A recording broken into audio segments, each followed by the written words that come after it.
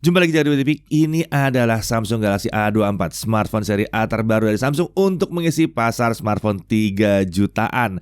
Performanya udah cukup kenceng, bahkan untuk Genshin Impact pun bisa. Layarnya spesial terangnya, update OS-nya terjamin 4 kali, dan dia punya Samsung Knox untuk pengamanan ekstra. Nah, dari kemarin kan udah ada Samsung Galaxy A54 5G untuk kelas 5-6 jutaan, ada A34 5G untuk kelas 4-5 jutaan. Sekarang kita lihat yang satu ini. Apakah kemampuan spesialnya bisa menjawab kebutuhan kalian di 3 jutaan? Yuk kita bahas.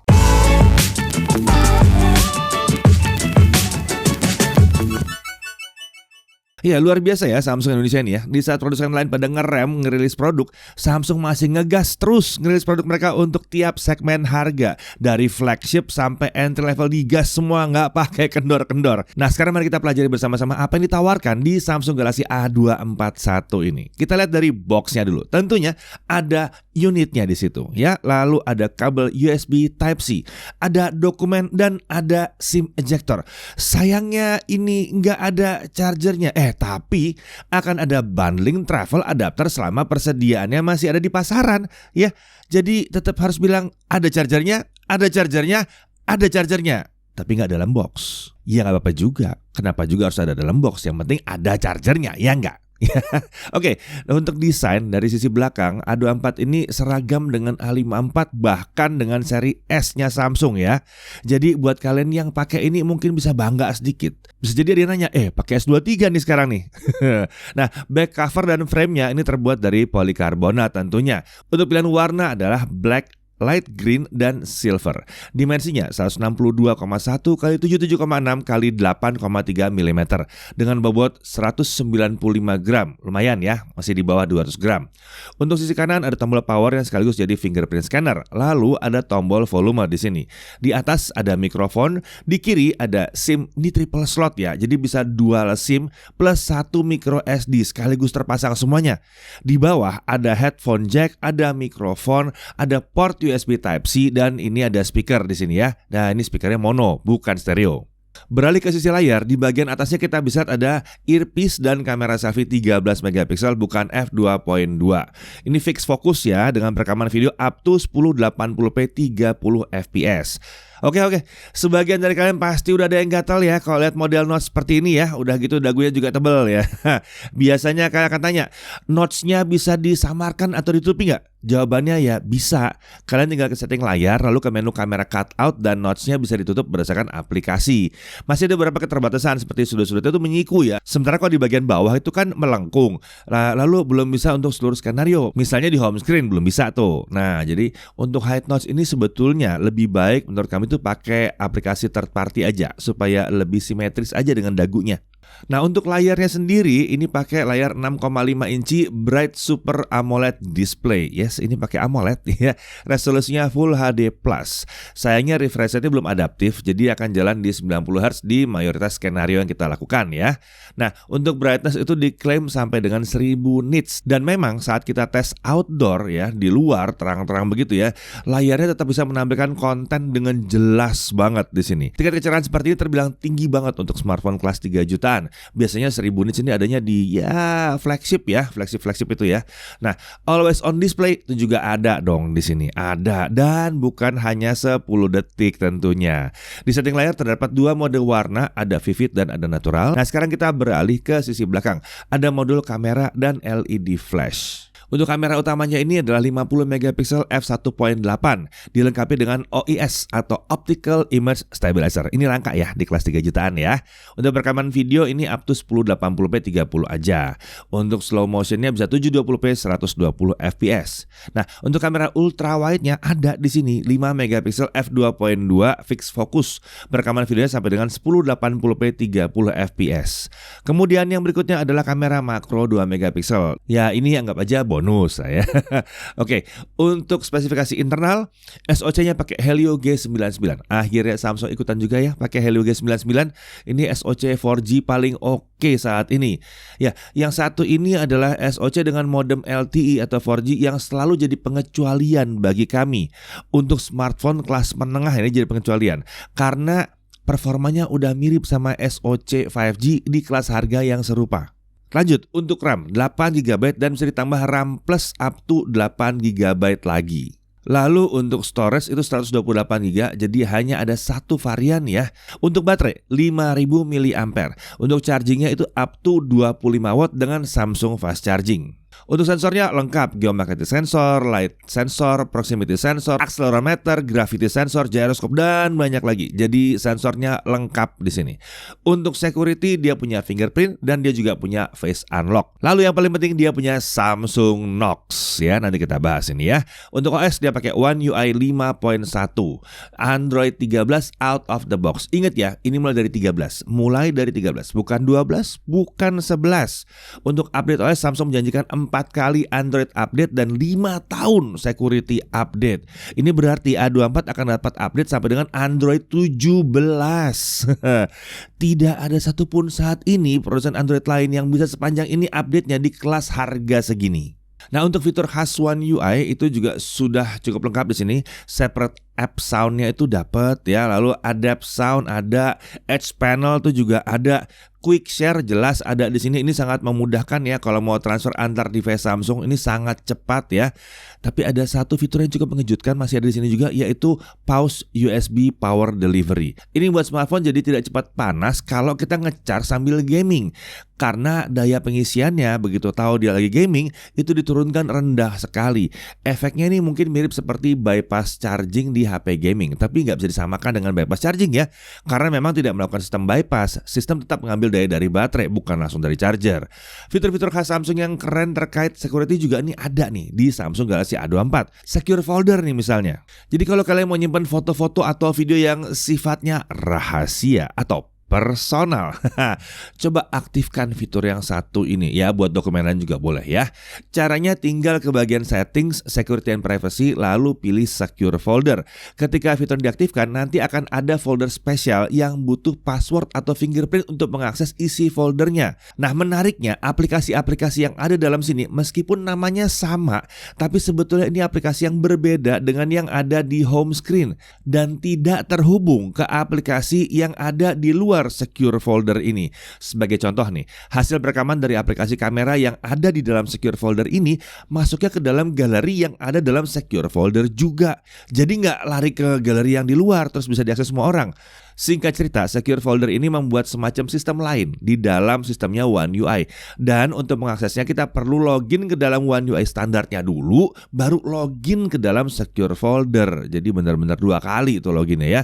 Nah, jadi kalau HP dicuri dalam kondisi sedang terbuka nih, passwordnya lagi dipakai buat chatting tiba-tiba dicolong. Nah, semua yang ada dalam secure folder itu tetap aman terjaga. Nah, supaya lebih amannya ya, baiknya password untuk sistem utama dan secure folder ini sebaiknya dibedakan. Dan kalau pakai fingerprint sebaiknya pun dibedakan ya. Nah, jadi dengan secure folder ini kita misalnya mau minjemin smartphone ke anak atau mungkin pinjemin ke teman atau siapapun itu ya, kita nggak perlu khawatir file pribadi kita bisa dilihat mereka, karena selama semuanya itu ada dalam secure folder, itu akan butuh password lagi untuk mengaksesnya. Nah, lalu bagaimana kalau kita sudah punya file yang tersimpan di sistem utama atau sistem yang biasa lalu mau dipindahin ke secure folder?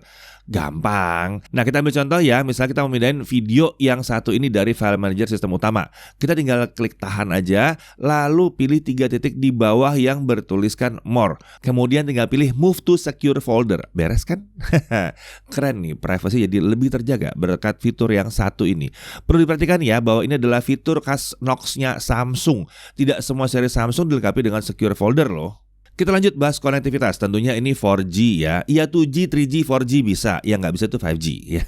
Lalu Wi-Fi-nya Wi-Fi 5, Bluetooth-nya versi 5.3, Bluetooth codec-nya nih lengkap nih, audio codec-nya SBC, AAC, Qualcomm aptX, LDAC, SSC bisa. Iya, bisa aptX, bisa LDAC juga bisa. Untuk pengguna buds yang baru, A24 udah bisa SSC supaya kualitas audionya lebih mantap lagi. Lalu kemudian NFC itu ada, Wi-Fi sharing juga tentunya bisa, display out via USB port tentu tidak bisa, di kelas harga segini emang belum ada. Oke, sekarang kita masuk ke pengujian performanya. Kita langsung dari benchmark ya. Perhatikan bahwa hasil skor berikut ini didapat tanpa pakai kipas pendingin ekstra. Untuk Antutu 9 kita dapat 353 ribuan ya. Geekbench 5 single core 558, multicore 1886.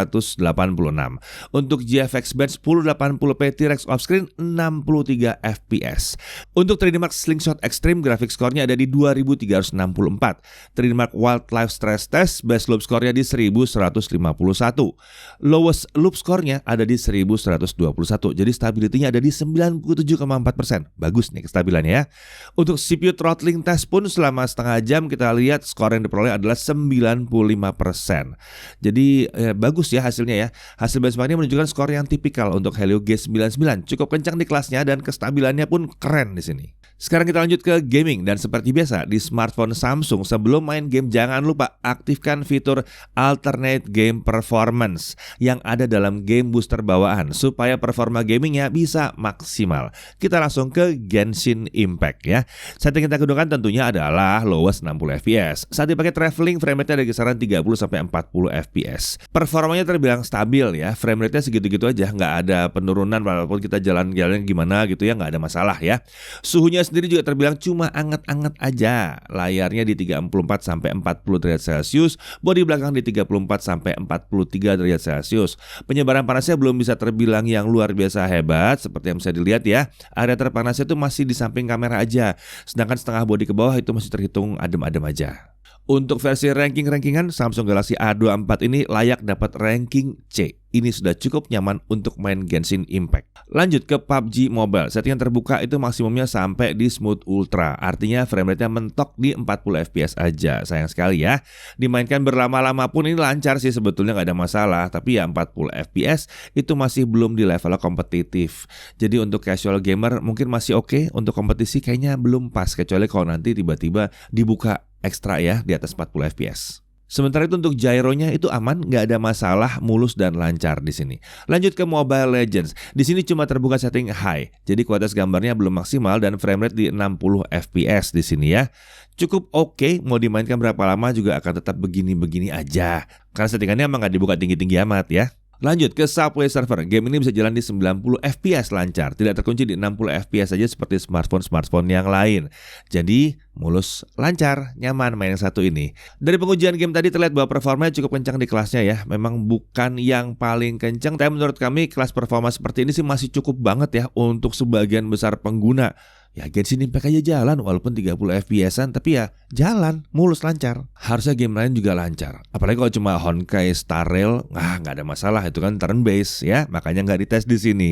Lanjut kita masuk ke pengujian baterai. Video playback 1080p ya, lokal video playback. Dengan layar disetting di 60 Hz, kita bisa dapat 21 jam 21 menit ya, sekitar 21,5 jam lah ya. Wah lumayan hebat nih ya. Nah kalau layar 90 Hz gimana? Kita dapat 19 jam 33 menit. Oh, ada beda ya, ada beda di sini. Tapi ini terlihat bahwa konsumsi dayanya di 90 Hz itu udah bagus. Sementara di 60 Hz itu jadi lebih baik lagi. Jadi dikembalikan ke kalian mau yang seperti apa?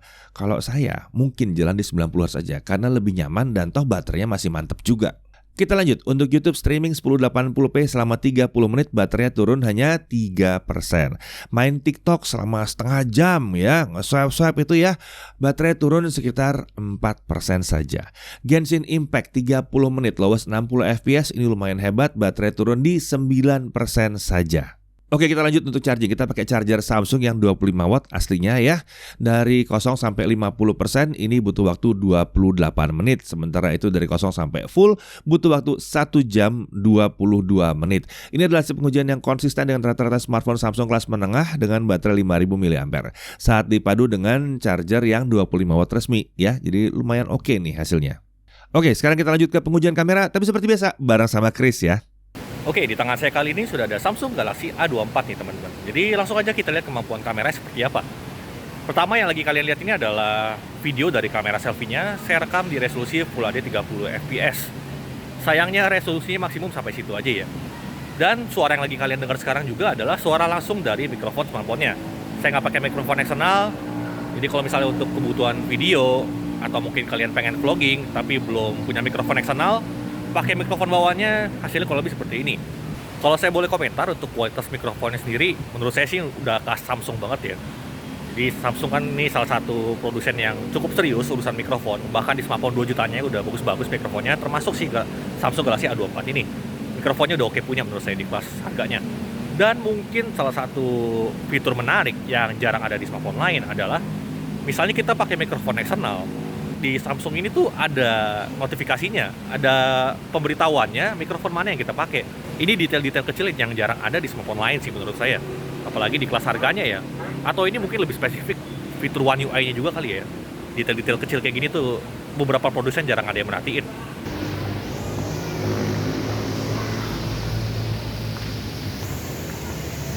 Selfie-nya nggak ada stabilizernya.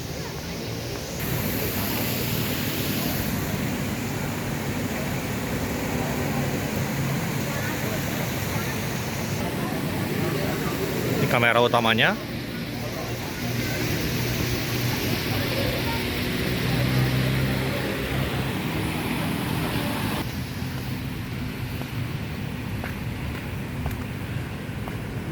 Oke, ini kamera ultra wide-nya.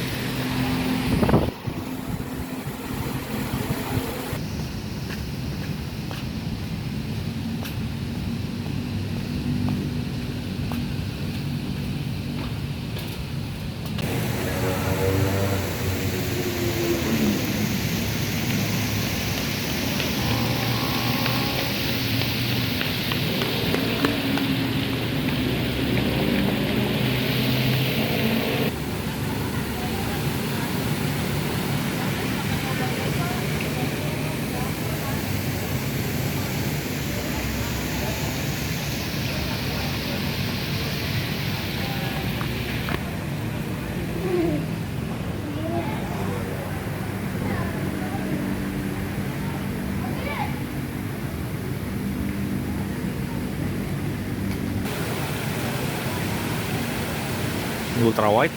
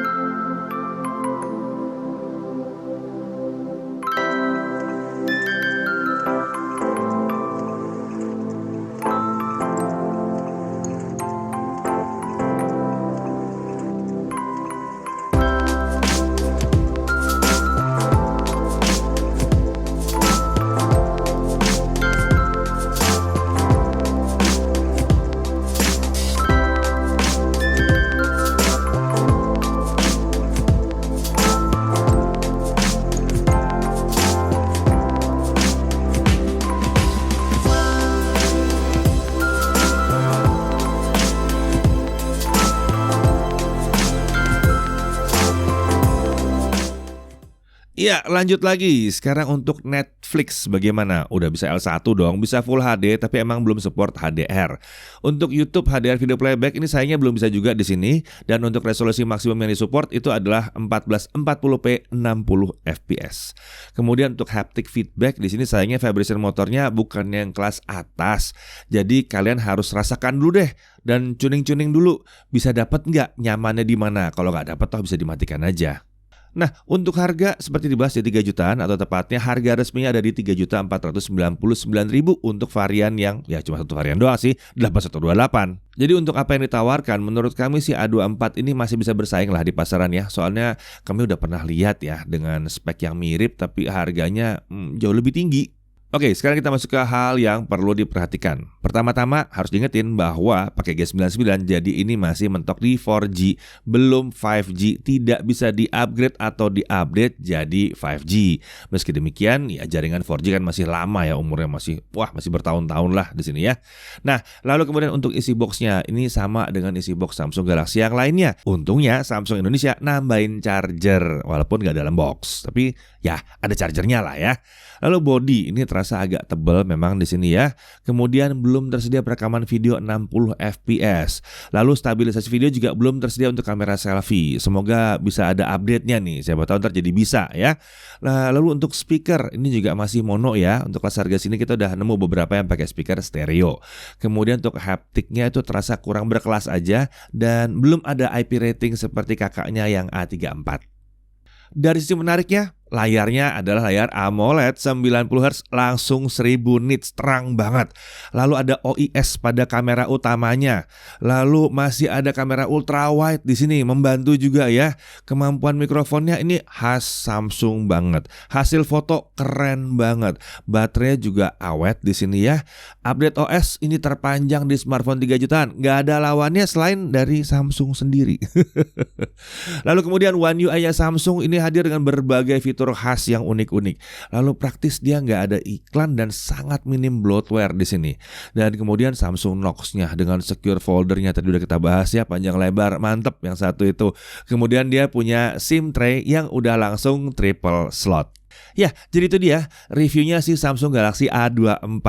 Harus diingat ya, kalau spesifikasi dan sekretaris itu emang bukan segala-galanya. Samsung seri A ini selalu membawa fitur-fitur berkelas dan mudah ditemukan di toko offline. Jadi nggak cuma online doang kalau yang ini ya. Sebelum kalian mendang-mending, coba diperhatikan dulu nih detail-detailnya. Seperti fiturnya One UI, update OS-nya, adanya Samsung Knox, baterainya, daya tahannya seperti apa, kecerahan layarnya, bahkan performa smartphone-nya pun masih terbilang cukup untuk sebagian besar pengguna. Game berat pun masih berjalan dengan nyaman kan di sini, ya nggak? Ya, keunggulan-keunggulan yang ditawarkan tuh agak sulit didapatkan di brand smartphone yang lain. Dan ini membuat Samsung Galaxy A24 yang satu ini rasanya masih sangat layak untuk dipertimbangkan kalau kalian sedang mencari smartphone di kelas harga 3 jutaan. Saya Deddy Irfan, Jakarta TV.